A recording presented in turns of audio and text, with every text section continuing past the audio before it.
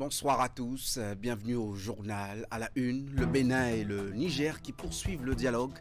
Les deux pays se donnent rendez-vous dans les tout prochains jours pour la tenue de la 12e session de la grande commission mixte de coopération Niger-Bénin.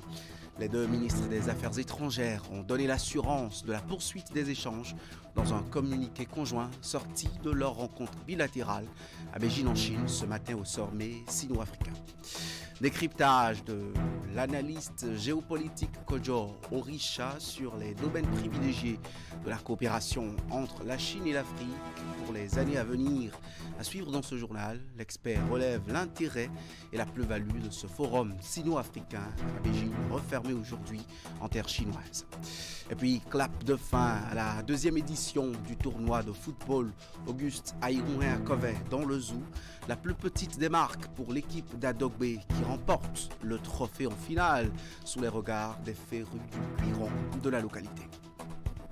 En marge des travaux du Forum de la coopération Chine-Afrique, le ministre béninois des Affaires étrangères, Olusegun Adjadi Bakari, et son homologue du Niger, Bakari Yaou Sangaré, se sont rencontrés à Pékin ce matin.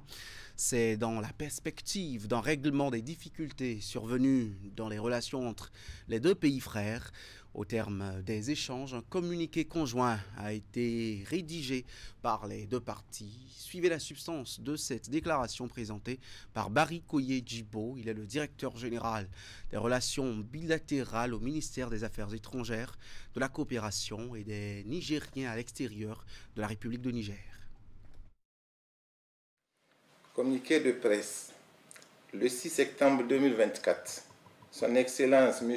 Bakari Yaou Sangaré, ministre des Affaires étrangères, de la coopération et des Nigériens à l'extérieur de la République du Niger, et Son Excellence M.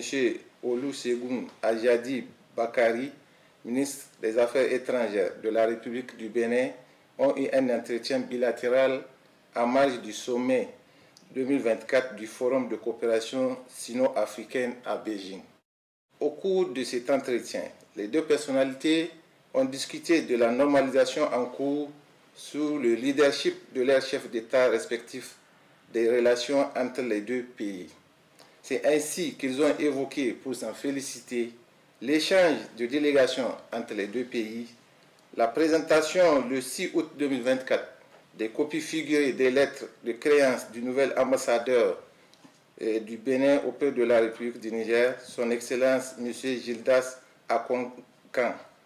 La convocation à une date qui sera arrêtée d'un commun accord de la 12e session de la grande commission mixte de coopération Niger-Bénin.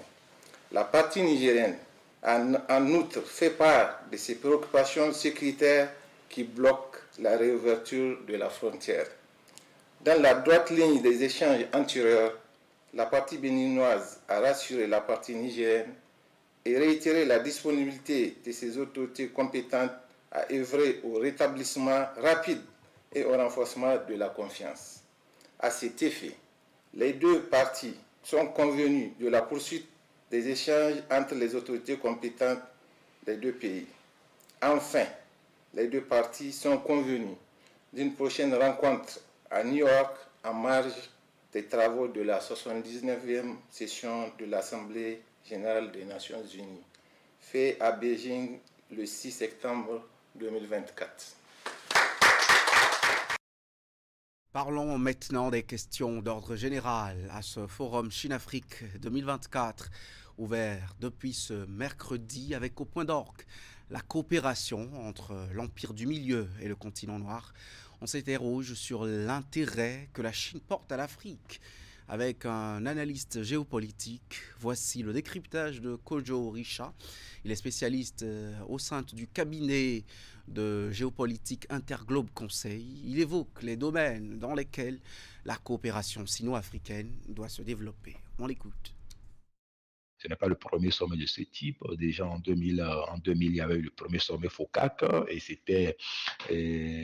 c'était en Chine, puis les Lions Variens à Addis Abeba en 2003, Sharm el-Sheikh en 2009, Johannesburg en 2015, encore tout dernièrement à Dakar en 2021.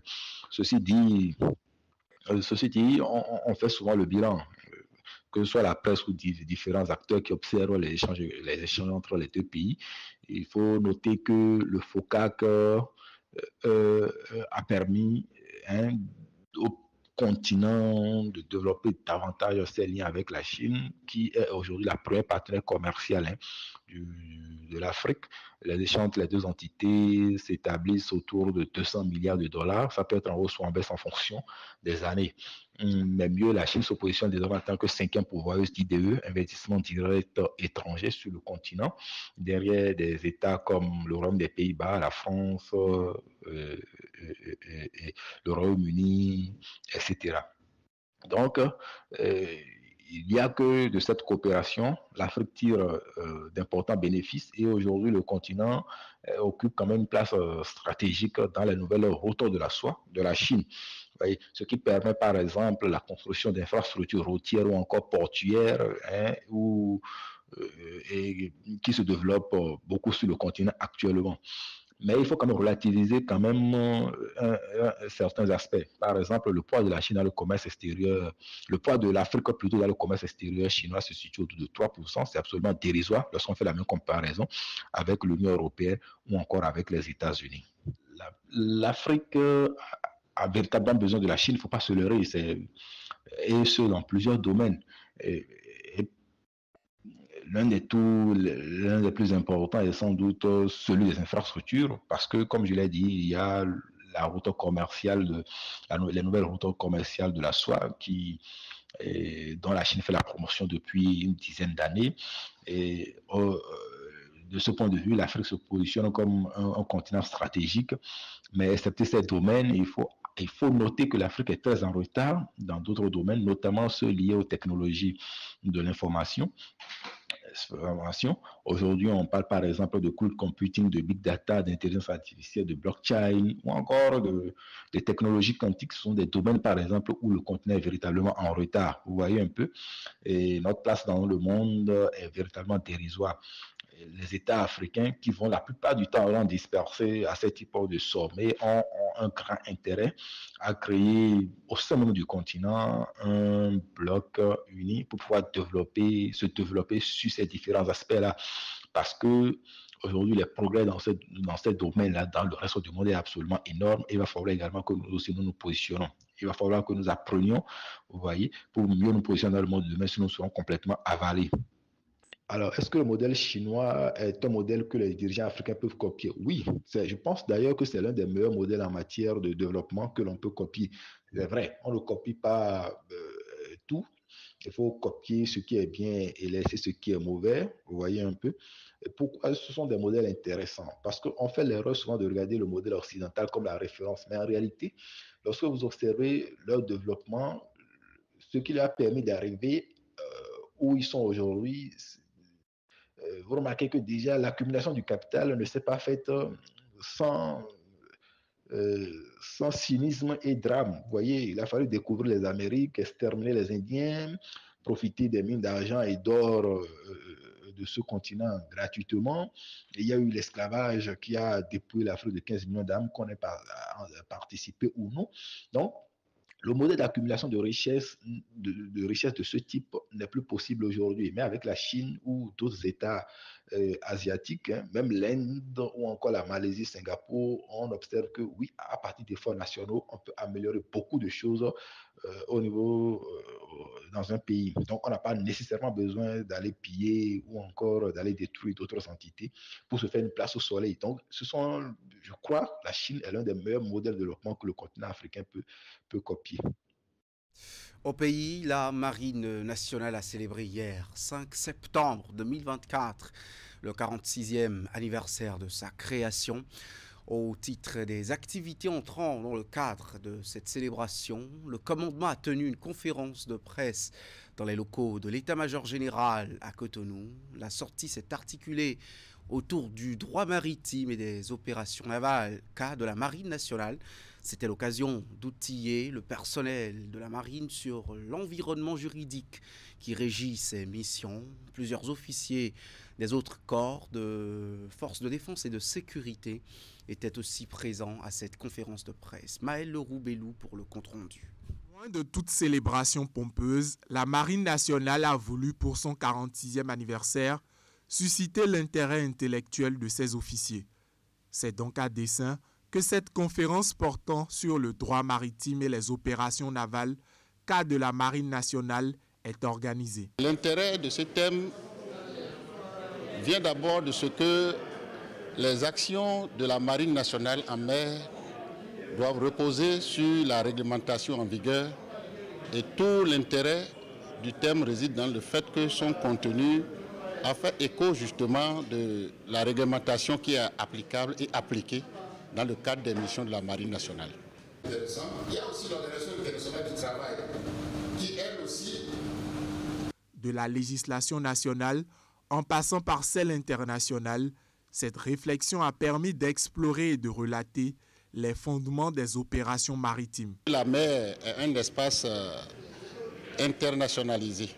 C'est un espace dont la gestion relève d'abord d'une gestion internationale et cette gestion est assurée par, ou bien est organisée par des tests internationaux.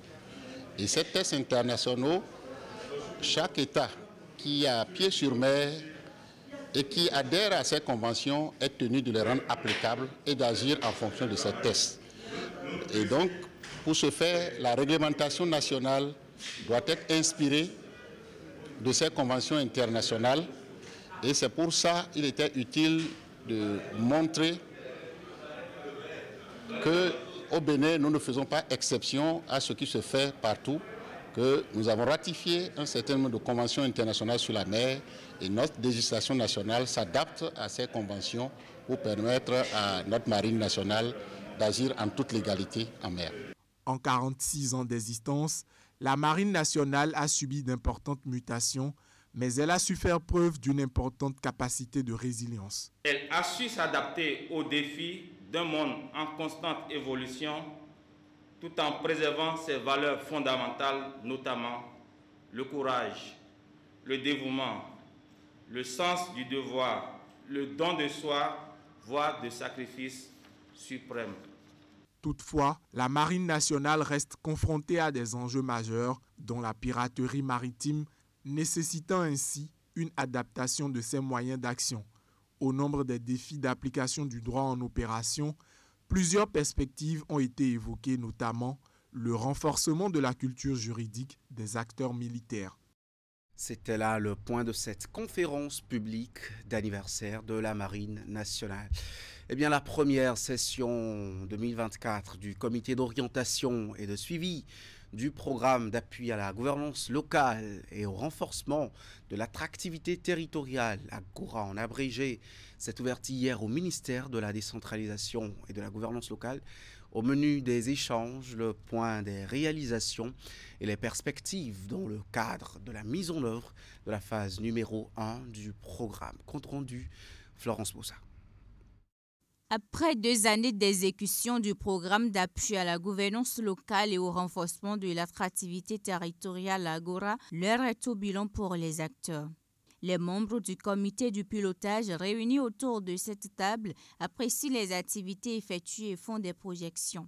La mise en place en février 2023 du comité d'orientation et du suivi s'inscrit dans la dynamique d'accompagner le programme AGORA dans l'atteinte de ses objectifs à partir des orientations et des décisions éclairées que nous, membres de ce comité, devons prendre pour garantir la bonne exécution des activités validées aux différents plans opérationnels annuels de toutes les structures partenaires. Les résultats obtenus ensemble au cours du premier semestre de l'année 2024, dont la présentation du bilan vous sera faite, ne l'aurait été sans votre appui soutenu et votre engagement au quotidien.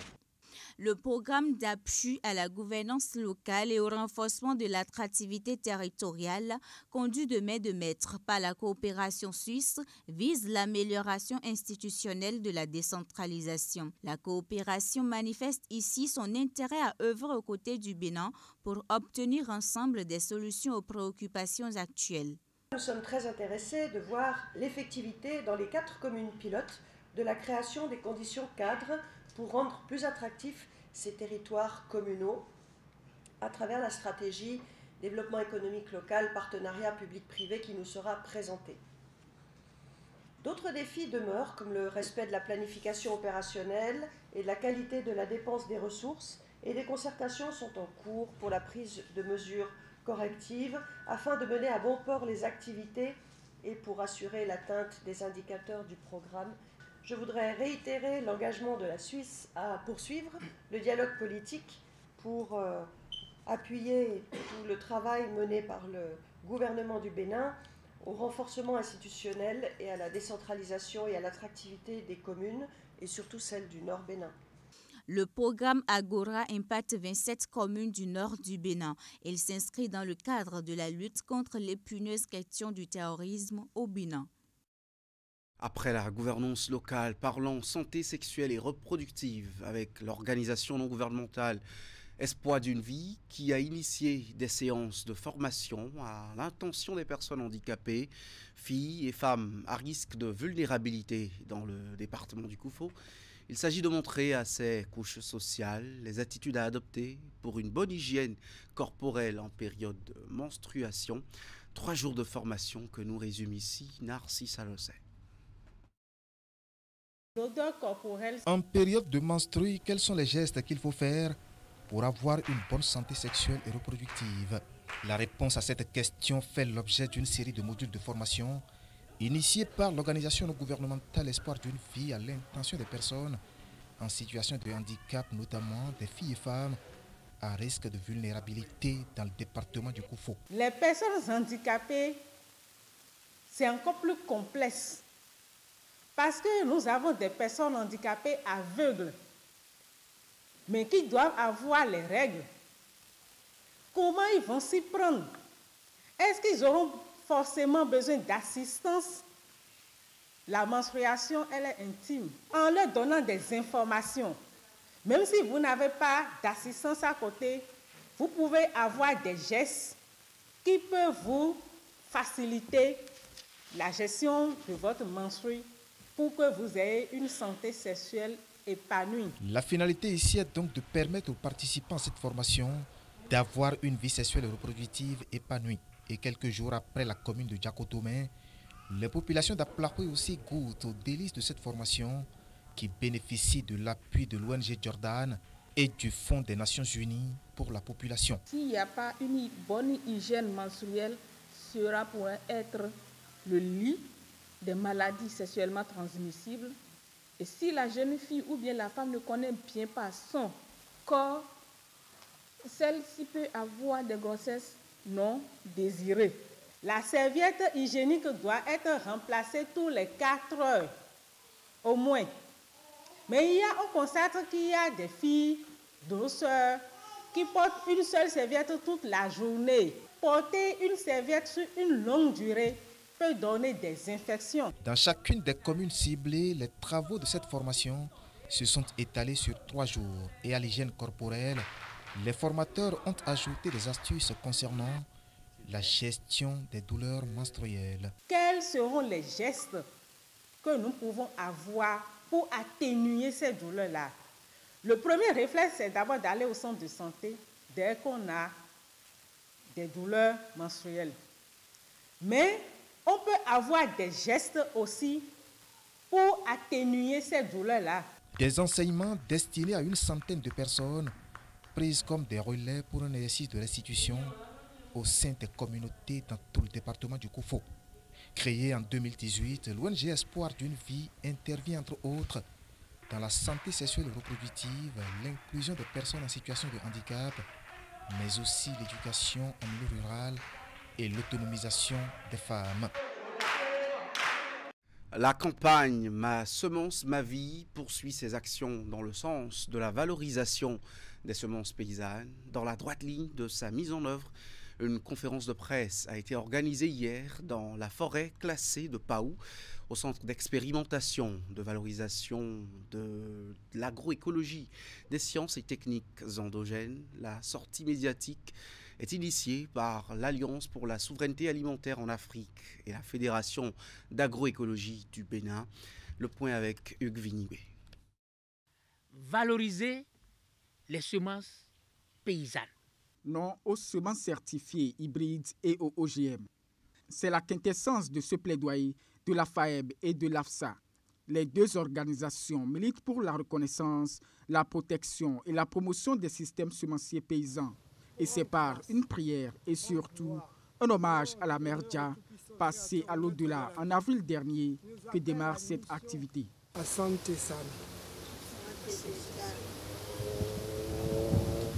Après les discours d'ouverture et la présentation de la FAEB et de l'AFSA, deux communications sont faites. L'une porte sur le contexte de la campagne et ses objectifs, et l'autre, les semences paysannes et la souveraineté alimentaire. Pendant des siècles, les paysans africains ont été et continuent d'être les gardiens d'un héritage inestimable en gérant, en améliorant et en partageant les semences par le biais des systèmes semenciers paysans.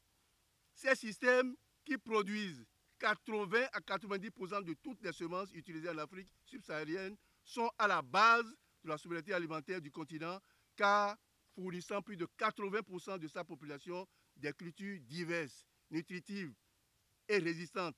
Malheureusement, ce socle du patrimoine agricole est confronté à des menaces sans précédent dues à l'empiètement de l'agriculture industrielle.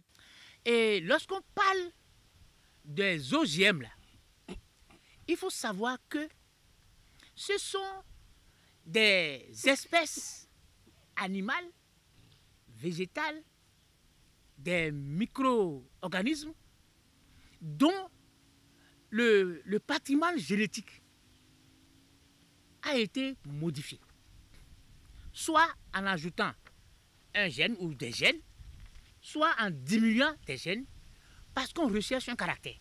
C'est pour ça que nous, à la FAEM, nous disons que c'est dangereux, parce qu'on touche au patrimoine génétique des espèces. S'en est suivi la lecture des recommandations faites aux décideurs. Les gouvernements doivent prendre en compte les besoins des groupes les plus vulnérables et le droit à l'alimentation au moment de l'élaboration et de la mise en œuvre des lois relatives à la protection des variétés végétales, en veillant à ce que les procédures soient transparentes, participatives, ainsi qu'en identifiant les mesures d'accompagnement nécessaires. Après un moment d'échange entre les participants, cette conférence de presse s'est achevée par la visite des semences paysannes sélectionnées pour l'occasion. Nous en sommes maintenant à cette séance de travail spécifique avec les acteurs étatiques et autres décideurs pour faciliter l'accès des femmes aux ressources financières et de production. Les échanges tenus grâce au réseau WILDAF s'inscrivent dans le cadre de la mise en œuvre du projet justice économique pour les femmes rurales de l'Afrique de l'Ouest. La rencontre de 2 jours a permis d'amener les participants à contribuer au changement des normes sociales obstacles. Plus de précisions avec Imet Elena Moussou. En dépit des efforts consentis et des nombreuses dispositions légales prises en faveur des femmes, des obstacles subsistent quant à l'accès par ces dernières aux ressources de production. Dès lors, les initiatives se multiplient en vue donc d'inverser la tendance. Réunis ici dans une même salle, divers acteurs sont invités par WILDAF Bénin. La rencontre s'inscrit dans le cadre de la mise en œuvre du projet justice économique pour les femmes rurales en Afrique de l'Ouest, GEFRAO. C'est un projet qui est piloté au Bénin et au Ghana. Au Bénin, nous travaillons dans 4 communes. Nous avons renforcé 40 femmes sur leurs droits économiques. Avec ces femmes, nous avons sensibilisé les populations et nous avons mis en place une alliance. Et dans le cadre de cette alliance, nous travaillons avec les acteurs étatiques qui travaillent sur l'accès des femmes à la terre, aux intrants, au microcrédit. Nous faisons des plaidoyers pour faciliter l'accès des femmes au crédit. Nous avons noté également qu'il y a des normes traditionnelles, nos pesanteurs. Le présent atelier de Boycon s'inscrit dans la droite ligne de la poursuite des actions du projet. Il s'est déroulé en 2 phases et a permis à WILDAF Bénin, de même que certaines de ses organisations partenaires, notamment l'ONG FADEC, de s'entretenir avec 2 catégories d'acteurs. Les échanges ont été l'occasion d'éclairer des représentants d'institutions étatiques, leaders traditionnels, mais aussi aussi des femmes agricultrices et celles membres des groupements d'associations villageoises d'épargne et de crédit. Les groupes cibles ont été informés et sensibilisés sur le rôle qu'ils sont appelés à jouer en vue d'un changement des normes néfastes à la justice économique et sociale des femmes. Nous avons surtout parlé des normes traditionnelles, des garanties et les conditions d'octroi et de remboursement qui ne prennent pas en compte les besoins spécifiques des femmes. Grâce à cette sensibilisation, il revient maintenant à la femme de négocier pour que, une fois que la terre leur est donnée, qu'elles trouvent les moyens pour formaliser, acter tout ça pour que quand elles seront devant les institutions de microfinance, elles puissent exhiber les papiers nécessaires.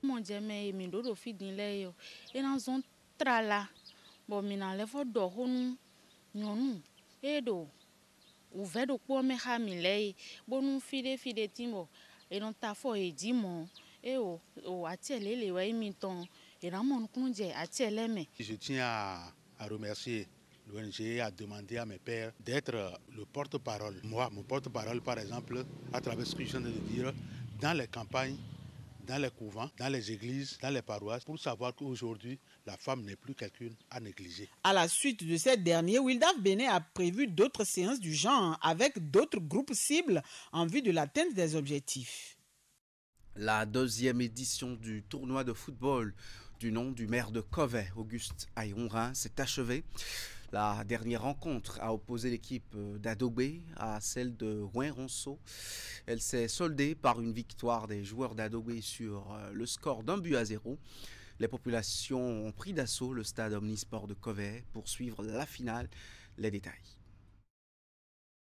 Une forte mobilisation ce dimanche après-midi au stade omnisport de Covey. Ferrure du Cuiron, curieux.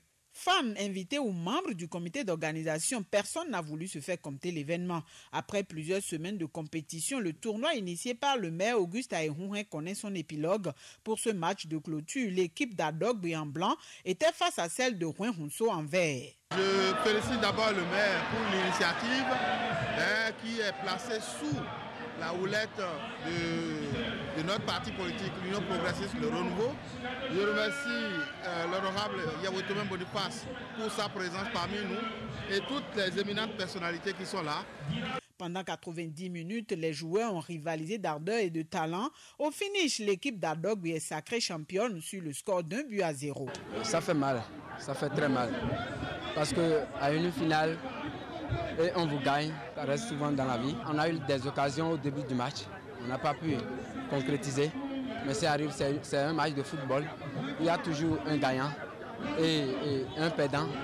Je vais souhaiter du courage à mes coéquipiers. Ça n'a pas été facile, mais nous sommes arrivés à bout, à tirer l'épingle du jeu. Et je remercie monsieur le maire d'avoir organisé ce tournoi parce que ça nous a beaucoup regardé et ça a montré à la population que les jeunes talents de Covey devraient continuer à travailler afin que nous puissions avoir des ressortissants, c'est-à-dire des joueurs de haut niveau venant de Covey. Les enfants n'ont pas démérité, toutes les équipes ont vraiment joué, mais à la fin il faut que quelqu'un puisse gagner et mon équipe a gagné. Les enfants ont fait un bon jeu, je suis fier. Aujourd'hui, c'est le jour de mon arrondissement d'Adogbe. Pour cette deuxième édition du tournoi de football du nom de la première autorité de la ville de Covey, les équipes participantes proviennent des différents arrondissements de la commune. L'objectif visé est d'occuper sainement les jeunes pendant cette période de vacances et surtout les fédérer autour d'une activité qui promeut le vivre ensemble et la culture du fair play. Nous avons juste voulu animer les vacances parce que les vacances, il faut permettre à la jeunesse de s'exprimer. Et vous voyez vous-même, le jeu est plaisant, il est beau. Je voudrais vraiment remercier notre parti politique, l'Union progressiste du Renouveau, pour sa vision éclairée, pour ses orientations que nous suivons et pour la promotion du sport à la base. J'ai assisté à un match très agréable, très équilibré. C'est une bonne initiative. Et vous voyez la foule, je suis impressionné par les spectateurs, les participants à cette finale. À la fin, toutes les équipes participantes ont été récompensées. Les finalistes, à la différence des autres, ont reçu en plus d'autres lots, le trophée ainsi qu'une enveloppe financière. Tous sont retournés chez eux dans l'ambiance et l'espoir que la prochaine édition va rassembler encore plus de monde. Merci d'avoir suivi ce 19h30 et très bon week-end.